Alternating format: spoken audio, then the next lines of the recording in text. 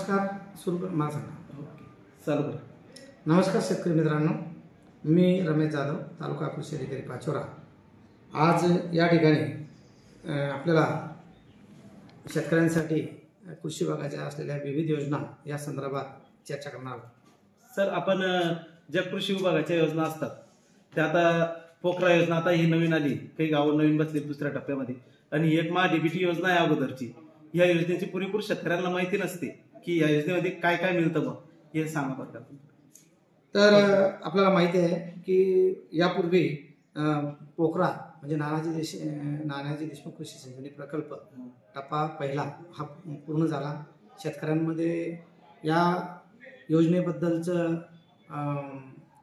जागरूकता आणि त्या योजना अंमलबजावणीसाठी शेतकऱ्यांनी दिलेला प्रतिसाद पाहता शासनाने पुन्हा 2.0 म्हणून नानाजी देशमुख कृषी संजीवनी प्रकल्प सुरू केलेला आहे. ह्या अतिशय चांगली योजना आहे. कृषी विभागाचे जे काही विविध घटक आहेत, विविध प्रकारच्या ज्या योजना आहेत त्याला समांतर याच्यामध्ये घटक आहेत. या योजनेमध्ये जागतिक बँक्स आहेत ती योजना असल्यामुळे अनुदान मिळायला या ठिकाणी विलंब होत नाही किंवा कमी वेळेमध्ये अनुदान मिळतो, आणि त्यासाठी ही योजना आता अंमलबजावणीला सुरुवात झालेली आहे. सध्या या योजनेअंतर्गत जे काही तालुक्यामध्ये निवड झालेली 34 गावं आहेत, या 34 गावापैकी 30 ग्रामपंचायती आहेत. या ग्रामपंचायतीच्या ज्या समित्या आहेत ते ग्राम कृषी विकास समिती यांची स्थापनेची कार्यवाही सुरू आहे. ती अंतिम टप्प्यात आहे. काही गावांच्या मध्ये समितीची स्थापना झालेली आहे, तर काही ठिकाणी त्यांच्या ग्रामपंचायतीच्या काही तांत्रिक अडचणीमुळे त्या ठिकाणी ग्रामसभा व्हायला अडचण असेल, त्यामुळे काही किरकोळ अशा ग्राम कृषी विकास समिती सोडल्या तर जवळपास सर्व समित्यांची स्थापना झालेली आहे. या ग्राम कृषी विकास समितीमध्ये 4 स्वयंसेवक आहेत, 2 पुरुष शेतकरी, 2 महिला शेतकरी आणि इतर पदसिद्ध शेतकरी आणि पदसिद्ध कमिटी याच्यामध्ये स्थापन केलेली आहे. ती एकूण 14 सदस्यांची कमिटी आहे. प्रत्येक गाव पातळीवरती कमिटी स्थापन होणार आहे. या कमिटीचा उद्देश की ही योजना गावातील सर्व शेतकऱ्यांपर्यंत, गरजू शेतकऱ्यांपर्यंत पोहोचवावी, निवड प्रक्रियेमध्ये पारदर्शकता राहावी आणि गतिमानता यावी, याकरता या ग्राम कृषी विकास समितीची अत्यंत महत्त्वपूर्ण याला महत्त्व आहे. या पोखरा योजनेच्या स्वतंत्र अशा वर्किंग गाईडलाईन्स थोड्या दिवसात आपल्याला मिळणार आहेत. जशा त्या वर्किंग गाईडलाईन्स मिळणार आहेत त्या पद्धतीने प्रत्येक गावागावामध्ये जाऊन स्वतः मंडळ कृषी अधिकारी, तालुका कृषी अधिकारी हे सुद्धा गाव पातळीवर जातील आणि त्या ठिकाणी या योजनेसंदर्भात जनजागृती मोठ्या प्रमाणात केली जाईल. त्याचबरोबर PM किसान योजनेमध्ये आपल्या तालुक्यात जवळपास 700 ते 750 या रेंजमध्ये KYC, आधार सीडिंग आणि लँड सीडिंग अशी प्रकरणं प्रलंबित आहेत. ज्या प्रलंबित राहिलेल्या प्रकरणामुळे त्या शेतकऱ्यांना ज्या काही त्रुटी आहेत त्या त्रुटीमुळे त्यांना पुढचा हप्ता मिळायला अडचण येते. म्हणून शेतकऱ्यांनी याद्वारे आवाहन करतो की ज्या शेतकऱ्यांच्या KYC प्रलंबित आहे त्यांनी आपापल्या गावचे कृषी सहाय्यक यांच्याकडे आम्ही याद्या दिलेल्या आहेत. आता नुकतेच डीलर लोकांची सभा झाली, त्यांच्या माध्यमातून सुद्धा आम्ही गावोगाव पोहोचवलेले आहे. गावोगावचे जे काही आपले ग्रुप आहे त्या ग्रुपवर सुद्धा आम्ही त्या याद्या पोहोच केलेल्या आहेत. तर म्हणून गावातल्या सरपंच महोदयांना सुद्धा माझी विनंती राहील की आपल्या गावामध्ये ज्या गावनिहाय केलेल्या यादीमध्ये जे शेतकरी बांधव KYC प्रलंबित आहे किंवा ज्यांचे आधार सीडिंग प्रलंबित आहे किंवा लँड सीडिंग प्रलंबित आहे त्यांनी ती करून घेतली तर पुढील हप्ते मिळायला सुकर होईल. त्यामध्ये KYC मध्ये प्रलंबित असल्यामध्ये बहुतांश लोक मयत पण आहेत. तर मयत जर असतील तर त्याबाबतही विनंती करेल की त्यांनी मयताचे दाखले आम्हाला कृषी विभागाला संबंधित कृषी सहाय्यकामार्फत जास्तीत जास्त लवकर जर दिले तर आपलं जे प्रलंबित्व आहे ते निकाली काढणे सोपं होईल. त्यानंतर आधार सीडिंग जे आहे ते बँकेमध्ये जाऊन करून घ्यायचं आहे. लँड सीडिंग आहे तलाठी यांची मदत घ्यायची आहे आणि अशा पद्धतीने PM किसानचं काम पूर्ण करायचं आहे. त्याचबरोबर शेतकऱ्यांच्या विकासासाठी विविध प्रकारच्या योजना, म्हणजे त्याला आपण यापूर्वी म्हणत होतो अर्ज एक आणि योजना अनेक, अशा प्रकारे DBTवर सर्व प्रकारच्या योजना उपलब्ध आहेत. पूर्वी वेगवेगळ्या योजना घेण्यासाठी वेगवेगळ्या ठिकाणी जावं लागत होतं, वेगवेगळ्या ठिकाणी माहिती घ्यावी लागत होती किंवा इतर योजनेची माहिती नसायची. परंतु आता तसं नाही की आता एका ठिकाणी कोणत्याही ठिकाणी CSC सेंटरवर शेतकऱ्यांनी गेल्यानंतर किंवा कृषी विभागाच्या अधिकृत वेबसाईटवर गेल्यानंतर महाडीबीटी पोर्टलला गेल्यावर त्या ठिकाणी सर्व प्रकारच्या कृषी विभागाच्या योजना आहेत. त्यामध्ये महत्त्वाच्या योजना ज्या शेतकऱ्यांनी स्वीकारलेल्या आहेत त्यामध्ये ठिबक सिंचन योजना आहे, फळबाग योजना आहे, यांत्रिकीकरणमध्ये ट्रॅक्टर आणि ट्रॅक्टर चालित अवजार, तसेच पोस्ट हार्वेस्ट टेक्नॉलॉजीच्या दृष्टिकोनातून काढणी पश्चात प्रक्रिया करण्यासाठी जे काही यंत्रसामुग्री आहे यासाठी सुद्धा या मोठ्या प्रमाणात याच्यामध्ये योजना आहे. त्यानंतर शेततळे आहे, शेततळ्यासाठी अस्थिरीकरण आहे, पुनरुज्जीवन आहे, बागांचं पुनरुज्जीवन आहे.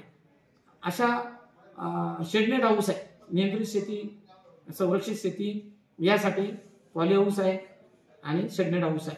कमी क्षेत्र ज्या शेतकऱ्यांकडे आहे, ज्यांना शेती करण्याची आवड आहे अशा लोकांसाठी या जी तंत्रज्ञान आहे हे अतिशय फायदेशीर आहे. एक 10-20 गुंठ्याच्या पॉली शेडनेटवर आपल्याला जवळपास 2-3 एकराचं उत्पादन काढता येतं. ही अशी अतिशय चांगली योजना आहे. सर्वांनी शेतकऱ्यांनी मी आव्हान करेल आपल्या तालुक्यातील शेतकऱ्यांना की जास्तीत जास्त आपापल्या गावामध्ये CSC सेंटरवर जायचं आहे. पूर्वी तालुक्याला यावं लागत होतं, आता आपल्याच गावामध्ये सुविधा आहे आणि या CSC सेंटरवर जायचं आहे. फक्त शेतकऱ्यांना विनंती राहील की आपल्याला नेमकं काय करायचं आहे, आपल्या शेतामध्ये कोणता लाभ घ्यायचा आहे हे त्यांनी ठरवायचं आहे आणि त्या लाभासाठी CSC सेंटरवर जायचं आहे आणि CSC सेंटरवर गेल्यानंतर त्या ऑप्शनवर जाऊन तो ऑप्शन आपल्याला निवडायचा आहे आणि या पद्धतीने अर्ज करायचा आहे. सर्व प्रकारच्या योजना त्या ठिकाणी मिळतील. ठिबक ही अतिशय महत्त्वाची योजना आहे. कमी पाण्यामध्ये जास्त उत्पादन असं हे ठिबकचं ब्रीद आहे आणि ती योजना खूप मोठ्या प्रमाणात आपल्या तालुक्यामध्ये राबवली जाते, राज्यभर राबवली जाते. तरी शेतकऱ्यांनी या ठिबकचा पण पुरेपूर लाभ घ्यावा आणि आपल्या उत्पादनामध्ये भर पाडावी. धन्यवाद. शेतकऱ्यांसाठी ठिबक योजना, ट्रॅक्टर याच्यामध्ये जे अनुदान प्रलंबित असतं 23-24चं, याच्याबद्दल आपण काय म्हणतो? प्रथमतः आपल्या शेतकरी बांधवांसाठी मी हे सांगेल की महाराष्ट्र शासनाने राष्ट्रीय कृषी विकास योजनेअंतर्गत प्रति थेंब अधिक पीक योजनेच्या अंमलबजावणी सन 2024-25 मध्ये सुद्धा सुरू केलेली आहे आणि त्याला मान्यता मिळालेली आहे. ही योजना जसं योजनेचं शीर्षक आहे त्याच पद्धतीने योजनेला शेतकऱ्यांचा मोठ्या प्रमाणात प्रतिसाद आहे. नुसता प्रतिसाद नसून तर शेतकऱ्यांचं उत्पादन खरोखर दुप्पट झालेले आपण बघतोय. आपण बघितलं असेल की शेतकरी यापूर्वी कापूस काढल्यानंतर कोणत्याही प्रकारचं पीक घेत नव्हते, परंतु या ठिबकच्या मुळे कृषी विभागाने जे काही तंत्रज्ञान दिलं गाव पातळीपर्यंत, त्यामध्ये ठिबक काढल्यानंतर जे 5 फुटावरची नळी आहे त्या नळीवर 2 बाजूने मका पिकाची लागवड मोठ्या प्रमाणात आज जिल्हाभरात आणि आपल्या तालुक्यामध्ये मोठ्या प्रमाणात पाचोळ्यात पाहायला मिळते.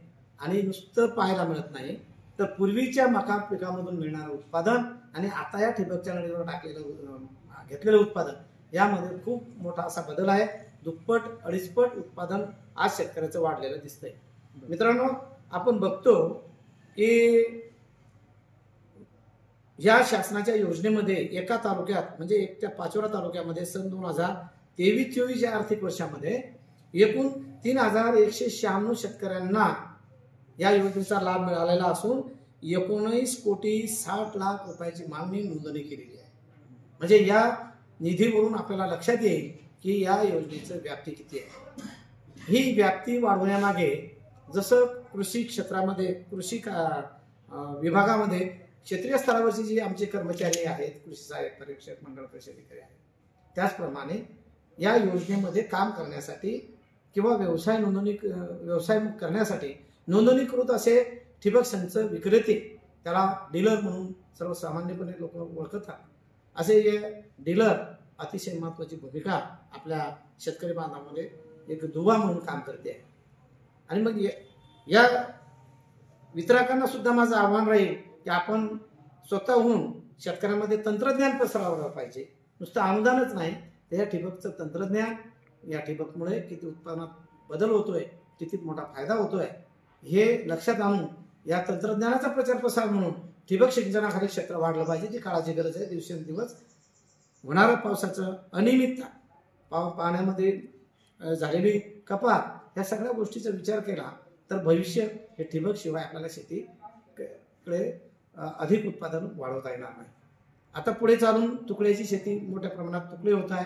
आज 80% याच्यामध्ये शेतकरी अल्पभूधारक आहे आणि पुढे ह्या शेतकऱ्यांसाठी ठिबक पुन्हा या माध्यमातून एक वरदान ठरणार आहे. आणि म्हणून शेतकऱ्यांनी सध्या या ठिबक योजनेची महाडीबीटीवर ऑनलाईन नोंदणी चालू आहे.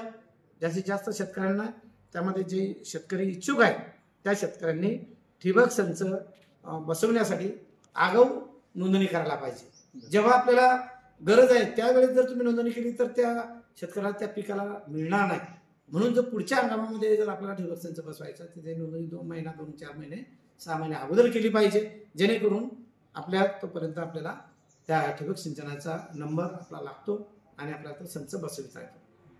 तर सर 23-24 अनुदान हे जे आता तुम्ही सांगितलं ते केव्हा वितरित होणार आहे आता बाकीचं? आता हे मागणी नोंदवलेली थोड्याच दिवसामध्ये म्हणजे साधारण मार्च पर्यंत अपेक्षित आहे की सर्व लोकांना ते निधी आपल्याला उपलब्ध होईल आणि शेतकऱ्यांना त्याचा दिलासा मिळेल. शेवटी त्यांचे तपासणी काम पूर्ण झालेलं आहे, त्यांचा निधी अंतिम झालेला आहे आणि त्यांचा निधी मंजूर झालेला आहे. जे मंजूर झालेला आकडा आपल्याला दिलेला आहे